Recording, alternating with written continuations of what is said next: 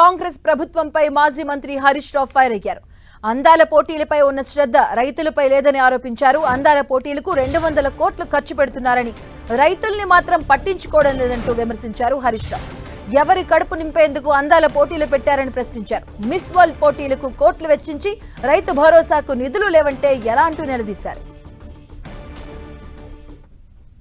Government మా ముదిరాజులకు చేప పిల్లలు ఇవ్వమంటే పైసలు లేవంటారు. చేప పిల్లలకు ఎంత అవుతాయి? తిప్పి కొట్టే 100 కోట్లు అవుతాయి. నువ్వు 200 కోట్లు పెట్టి అందాల పోటీలు పెట్టబడుతుంది. అది ఏ వర్గానికి, ఏ గ్రామానికి, ఏ ప్రజల కడుపు నింపుతుందని నేను అడుగుతా ఉన్నా. ఎవరి కోసం అందాల పోటీలు నిర్వహిస్తున్నావు? దాని ద్వారా ఈ రాష్ట్ర ప్రజలకు వచ్చేది ఏందో ఇవాళ ముఖ్యమంత్రి గారు సమాధానం చెప్పాలి.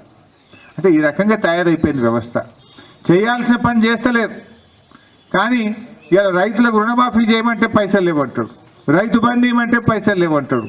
కానీ ఇవాళ 1000 కోట్లు పెట్టి టెండర్లు అయితే పిలుస్తుండు. ఎవరి జేబులు నింపడానికి? కమిషన్ల కోసమా?